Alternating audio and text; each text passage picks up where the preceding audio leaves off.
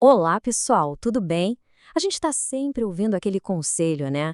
Corte gastos para investir mais. Mas e se algumas dessas economias que a gente faz estiverem, na verdade, custando bem mais caro no fim das contas? Pois é, vamos mergulhar fundo nisso e descobrir que armadilhas financeiras podem estar aí disfarçadas de boas decisões. Muitas vezes, a jornada financeira começa com essa ideia bem intensa, né?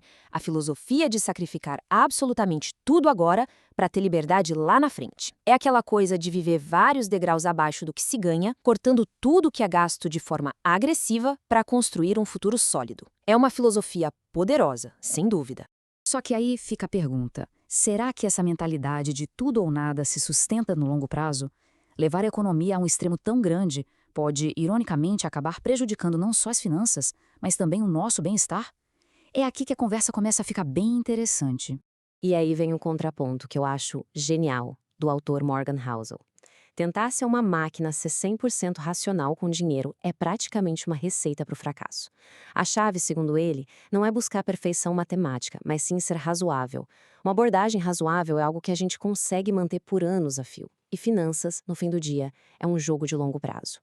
E tudo isso nos leva ao conceito central aqui da nossa análise, a tal da falsa economia.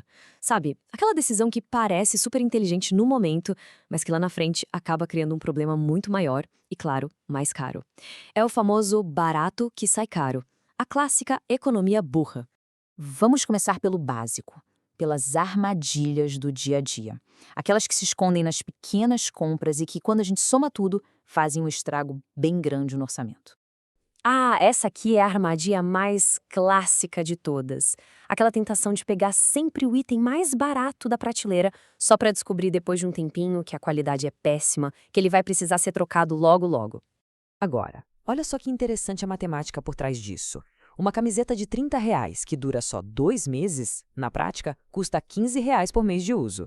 Já uma de 150, que parece cara, mas dura 3 anos, o custo real dela cai para pouco mais de R$ 4 por mês.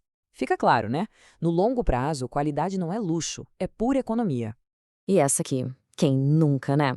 A gente entra na loja para comprar uma coisinha e sai com três, porque as outras duas estavam numa promoção imperdível. O problema é que comprar algo que não estava nos planos não é economizar. É simplesmente gastar um dinheiro que ia ficar no bolso. E essa frase resume tudo de forma brilhante. Ninguém explicou essa lógica melhor do que o Julius. A maior economia de todas é não gastar em primeiro lugar com algo que não se precisa. Simples assim. Outro erro bem comum é essa obsessão por economias minúsculas, sabe?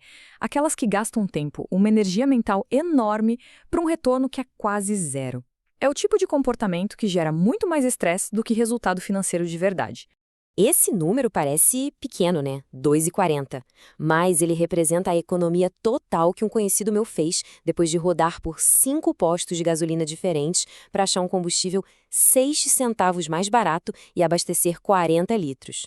Pensa bem, o tempo, a gasolina gasta nessa busca e o estresse com certeza custaram muito mais do que 2,40. Ok, agora vamos subir um nível. Vamos dar uma olhada em como essa mentalidade de falsa economia se aplica a erros maiores, aqueles que têm um impacto muito mais profundo e duradouro nas nossas finanças. Olha, esse aqui é talvez um dos cortes de gastos mais perigosos que existem. Encarar livros, cursos, qualquer tipo de capacitação como despesa em vez de investimento é, na prática, colocar um teto no próprio potencial de ganho. É limitar o maior ativo que qualquer pessoa tem, ela mesma. A diferença aqui nesse quadro é gritante. Focar só em cortar custos tem um limite físico. Uma hora não tem mais de onde tirar. Agora, investir em si para aumentar a renda, isso muda o jogo completamente. A capacidade de poupar cresce de forma exponencialmente e a qualidade de vida melhora junto. Aqui a regra é muito clara. Evitar pequenos custos de prevenção quase sempre leva a despesas de emergências gigantescas e super estressantes. Isso vale para tudo, para a saúde, para o carro, para a casa. A prevenção é sempre, sempre mais barata que a correção.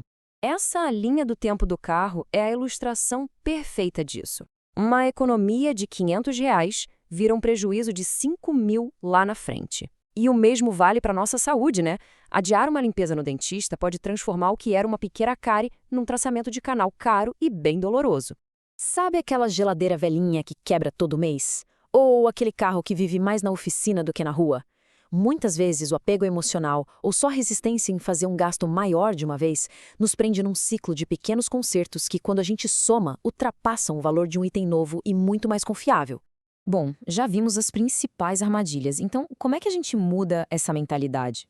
A resposta não é parar de economizar, claro que não, mas sim passar a economizar com inteligência. Então aqui ficam os pontos mais importantes para levar dessa nossa conversa.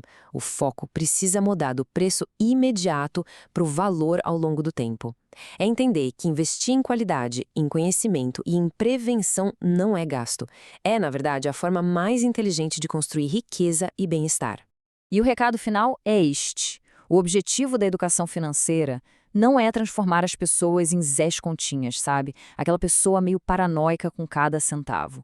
O objetivo real é se tornar um estrategista, alguém que pensa no longo prazo e usa o dinheiro como uma ferramenta para ter uma vida melhor. E para fechar, fica aqui essa reflexão. Pense um pouco. Onde será que uma pequena economia hoje pode estar gerando um custo enorme amanhã? Identificar essas falsas economias é o primeiro e mais importante passo para uma vida financeira que seja de verdade muito mais próspera.